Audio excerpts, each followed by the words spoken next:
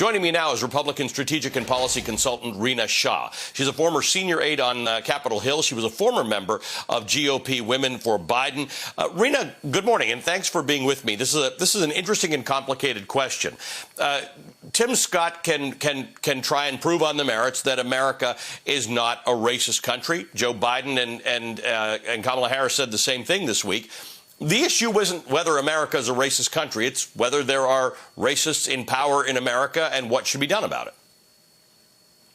Well, Ali, thank you for having me this morning. Good morning to you. I think this is a tough, complex issue to talk about, no doubt, especially when I've made my career on the right. I'd like to start by saying I do applaud Senator Tim Scott for taking the opportunity to get out there.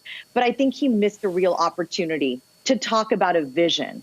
The other night, we heard Joe Biden talk about a vision, a big, bold vision. And though conservatives and Republicans like myself can have policy disagreements with him on what that vision is for America, a bigger government, doing things a certain way, tax-wise and whatnot, and going into infrastructure, that's all healthy. That's American to debate that. But what Senator Tim Scott did was not really take the time to talk about big things that I agree with him on. For example, school choice, opportunity zones. Those are things he's known for in the Senate, and moderates like myself really love him for. He touched on them, but he really missed an opportunity to lay out a vision. What I heard was more alarmism and fear about the left, talking about who's woke enough, perhaps even a little bit of owning the libs.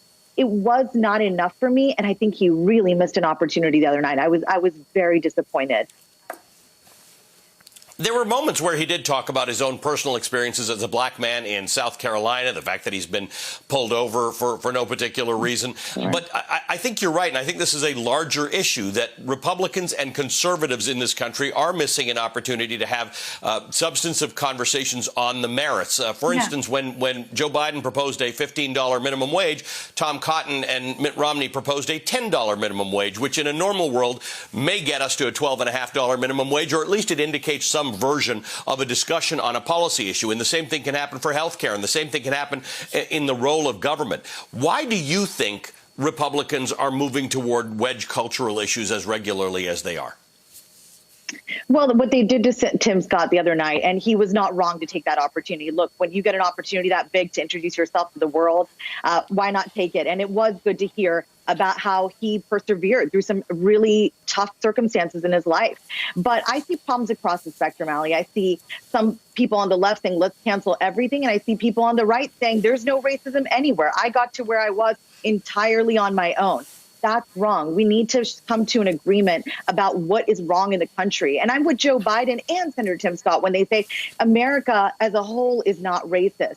We, as a concept, are not racist, but there are things here in the country today that have come to the surface. And when we saw the civil unrest in the streets start last year and flood into this year, we see that people are hurting and in pain. And it's painful, though, also on the flip, Ali, to be tokenized. I've been tokenized before by Republicans, by the very party that I made my career in. And I can tell you there was no pain like that, being othered, when I have just presented as an average American woman born on American soil.